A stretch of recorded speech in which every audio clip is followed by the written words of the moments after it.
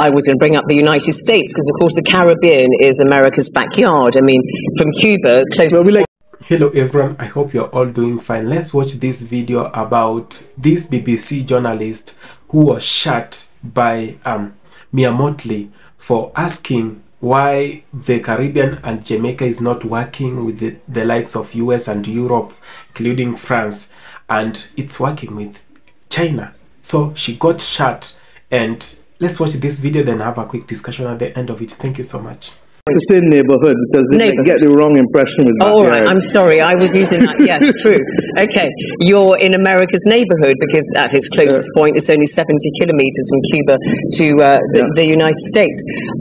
7 military US bases are here in the Caribbean, but people are beginning to wonder whether you're looking further east. And we had a question on social media, Prime Minister, which says, I honestly would like to know why we in Barbados are so ingratiated with China. Why are we so deep with China? So are you swapping one superpower for another? Well, once again, I regret that the person who asked the question doesn't know our history. In 1977, Barbados established relations with the People's Republic of China. This is 44 years ago. And therefore, to suggest that we are now seeking to ingratiate ourselves with China means that you don't understand where we've come from or what we're doing. Any country that lives in this world today, to exist in this world, ought to have relations with every country. And China is clearly a global power.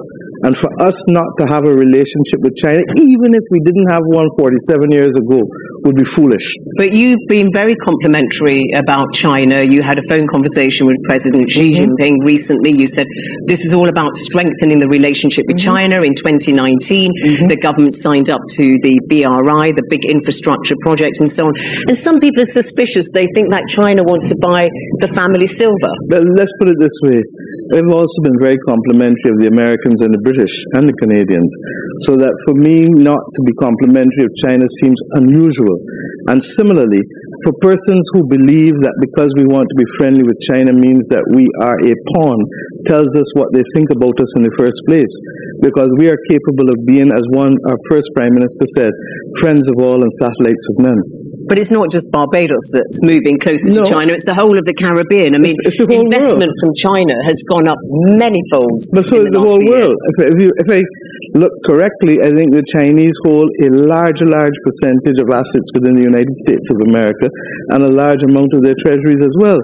So for you to focus on the Caribbean or Africa with China without recognizing the role that China is playing in Europe or in the North Atlantic countries is a bit disingenuous and really reflects more that we are seen as pawns, regrettably, rather than countries with equal capacity to determine our destiny and to be part and parcel of that global conversation to fight the global issues of the day like climate and the pandemic.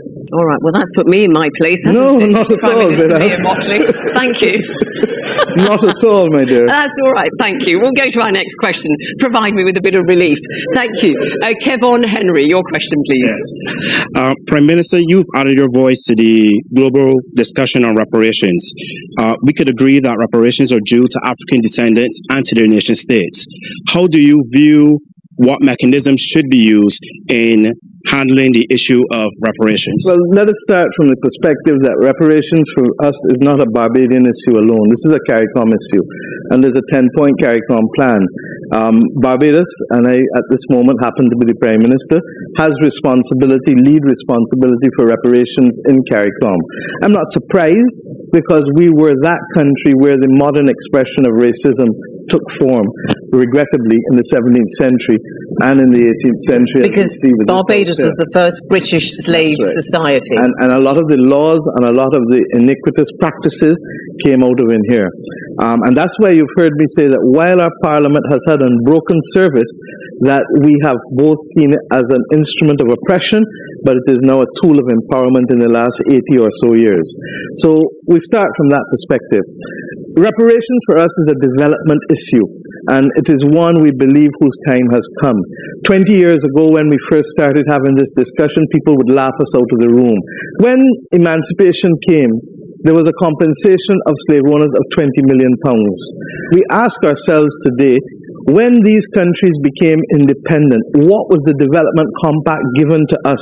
We got no development compact to help us with housing or education or health, but all of the wealth that was extracted from these countries for centuries were used to build the monumental edifices that we see all across Europe and North America. When the British were asked for compensation, like the slave owners were, they were told, your freedom's your compensation. And that once How about that once again is an offhand comment that causes us to feel that you think we're pawns and not human beings. And we say simply, look, we're not seeking to do anything that is unusual, but we believe that our people have a right to development. And therefore we feel that there is need for a conversation, particularly for the developing countries of the world, who were made victims for centuries of the extraction of wealth on a continuous basis. Motley demands that $5,000 billion be released from the World Bank and the private business community. In an interview with a Swedish journalist, Motley tries to explain this. But when the journalist made the mistake of diverting the topic to debts and corruption in vulnerable countries as a reason why they should not receive this funding, all hell breaks loose. You were the first country in the world to get some sort of climate profile on your loans. What does it mean to Barbados? That, for the first time, has the IMF given long-term capital with a significant moratorium, 10.5 years moratorium on 20-year money. So to begin with, it gives me the space and time to do a lot of the things that I need to do without having to face the debt service in the next 2, 3, 4 years. And that therefore allows us to be able to have growth over the period of time to help us repay the loan in a way that does not retard or distort what I'm able to do for the rest of the country with respect to other areas of expenditure. The elephant in the room, what a lot of Western climate diplomats tell me is that leaders like yourself also carry a responsibility. Why are vulnerable countries still so debt-stricken? Why is there still corruption? What is your response to that? You really want me to answer you? I do. Okay.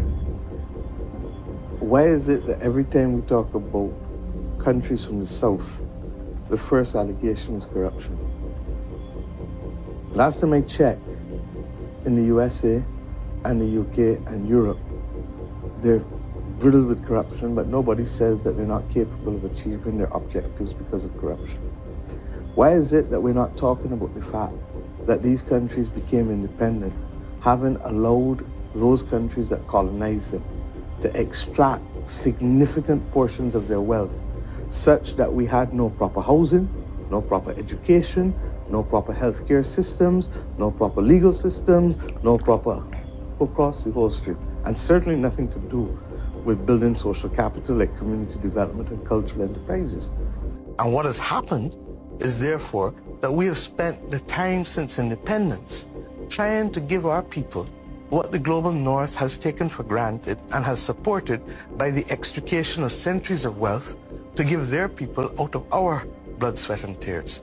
Now, when our blood, sweat and tears finances the Industrial Revolution, and the Industrial Revolution then causes the climate crisis, and then I have to pay for the consequences of the climate crisis because of the Industrial Revolution financed by our blood, sweat and tears, then I think they have no moral authority to tell me anything about the financing of the climate or about why we don't have enough. Is it anger over this that fuels your energy? Anger? Absolutely not.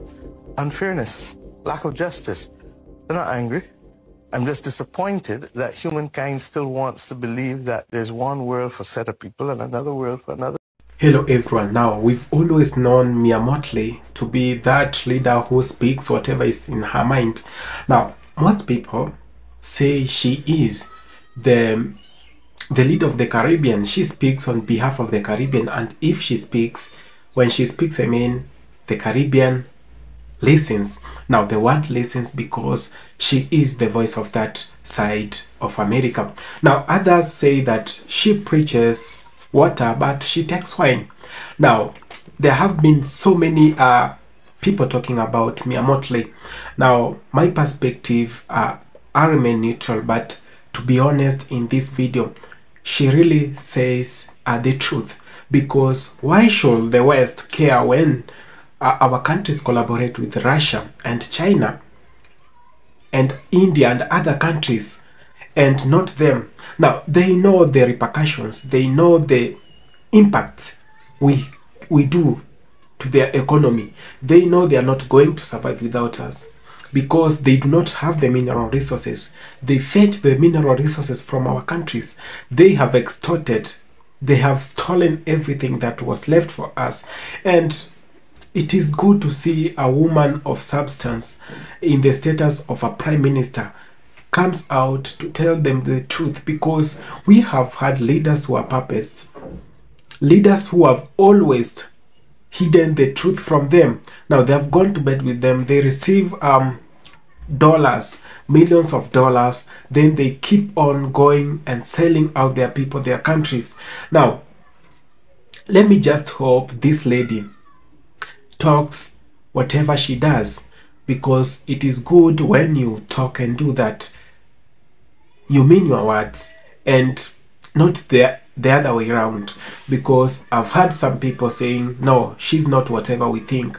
No, I do not want to know, but she says the truth in this case, and that's whatever stands out, because we've always seen how much we've suffered under their colonial supremacy. We've always seen how much our countries have lost a lot. We've seen lives being lost during wars, the wars that they have been started by them, the wars that are being funded by them. Now we've seen leaders conducting coups where so many innocent lives are lost. Why do they do that? It's because when those in power do not want to associate with them, they do all they can to make sure they are uprooted. Now, they are taken out with their people. Now, this is whatever we have always seen in our countries. We've always seen in the Caribbean, in Africa. Now, it is a new era. We want leaders who can speak for the people, leaders who can say whatever is happening and criticize these people, because these people have been doing this for the longest time and no one is talking. We are all silent, and this one has given them powers. When will the people start saying no to IMF? When will the people of Africa and the Caribbean start saying no to the World Bank? Because these are the colonizers. These are the people who have made sure our taxes that are being collected are used to repay and pay the loans that are taken and misused by them, by their puppets. Now, this is to make sure Africa and the Caribbean remains poor. And in this case, we are going to see a much deteriorating economy in Africa and the Caribbean for the longest time, as long as we still congratulate leaders, we still elect leaders who are going to bed. Now, the difficult time now comes here, the tricky one. We do not know who is going to be a puppet. We've tried electing people. We thought they are the best. In my country, we have tried electing, but they have always ended up being puppets. I do not know how other countries go around about this, but in our countries in Africa, it is a big mess, my friends, a very big one. And I do not know whatever is going on. Let someone talk about this, because things are getting out of hand. We've lost so much, and they now fight us because we do not associate with them. What does this tell you? If you go against their wishes to control you, they'll always come for your country. They'll always come for your leaders. Those leaders who say no, they are taken out.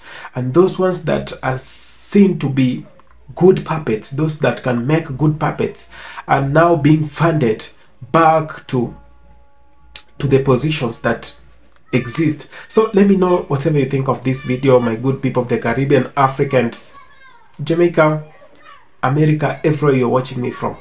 The UK, I wanna say thank you so much for having taken your time to watch this one. I have fans everywhere, and I'm grateful to God, and I'm grateful to you who have always kept intact with this channel. Thank you so much.